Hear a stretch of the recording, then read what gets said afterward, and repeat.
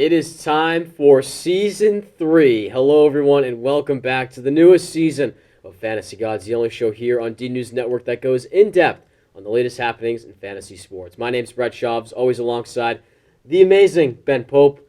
Ben, it's been quite the hiatus, honestly, since we've had our last show, but we are back to deliver some more content to our viewers. Yeah, we're here to start off the semester, and not only the semester, but the football season very strong. Starting here with a bang, and hopefully we have not only a great semester, but a great football season as well. Yeah, and that's absolutely the goal. Obviously, football's back. The first few weeks are already in full swing, and there have been some surprising faces at the top of the fantasy charts. Today, we're going to talk about and be looking at the 4 breakout candidates this fantasy football season who we have on our radar, who you all back at home should be having on your radar as well.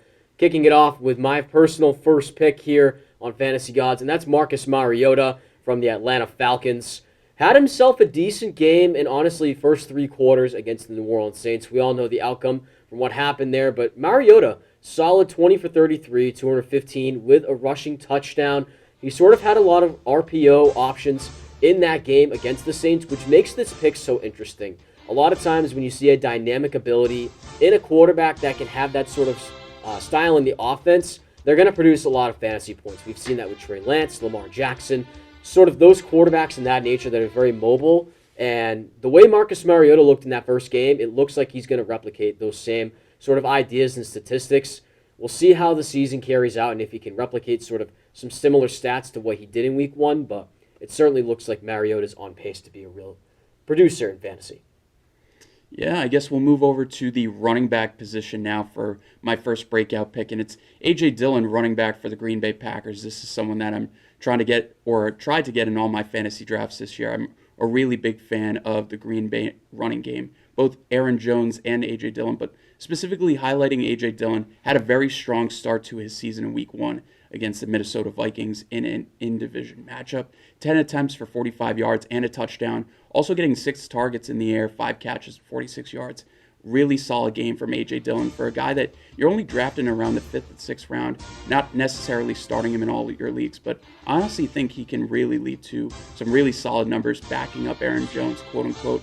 I think he'll get close to a 50-50 split in that backfield, and with the lack of weapons that Aaron Rodgers has to work with in that offense, I honestly think that Aaron Jones and A.J. Dillon have a really good shot behind Allen Lazard to be 2 and 3 for the Green Bay Packers in targets. So with that, I think he's going to be a very safe upside player with the Green Bay Packers at your running back 2 spot or even a flex.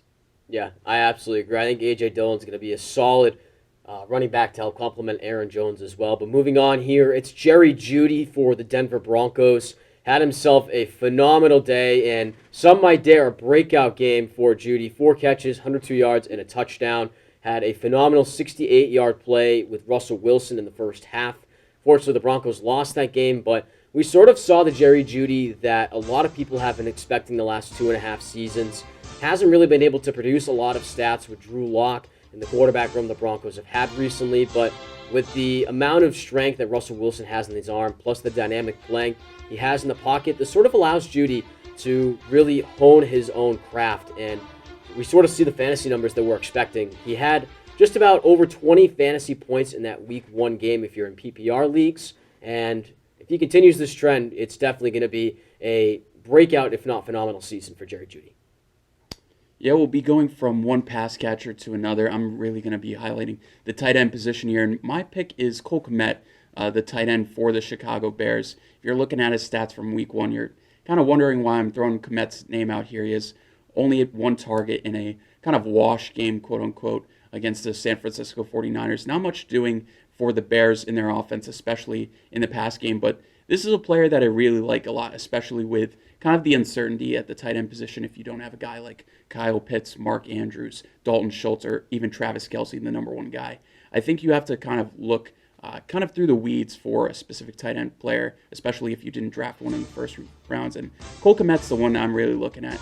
I don't really buy too much into what the Bears did in Week 1. It was a rainy game, as I mentioned, against the San Francisco 49ers, a very solid defense. And Cole Kmet looks to target out in the number 2 spot for the Bears offense, right behind Darnell Mooney. And I think that kind of the numbers that he put up last year kind of indicate that In this being his third season in the NFL, Cole Kmet has honestly a really good shot of getting a large target share with the Bears. Hopefully something over 100 is what I'm projecting out here. And he only scored 2 touchdowns all last year. I think that number can rise. And just because of what we saw in week 1, he played 83% of the snaps. He had a really good amount of time that he was getting onto the field with the Bears. I think there's a really good shot that he can somewhat break out amongst this later round groups of tight ends. And I honestly think he can be a really good late round pickup, not only off the waiver wire as well if he's out there, but yeah, just a really solid pick there in Cole Kmet.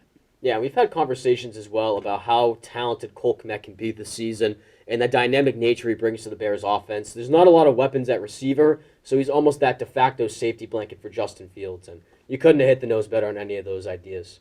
So with that, it's going to wrap up our season premiere on Season 3 here at Fantasy Gods. Be sure to stay tuned for more content on D News Network socials. For now, my name is Brett Chaves. And I'm Ben Pope. And as always, be sure to keep calm. Play fantasy. Take care.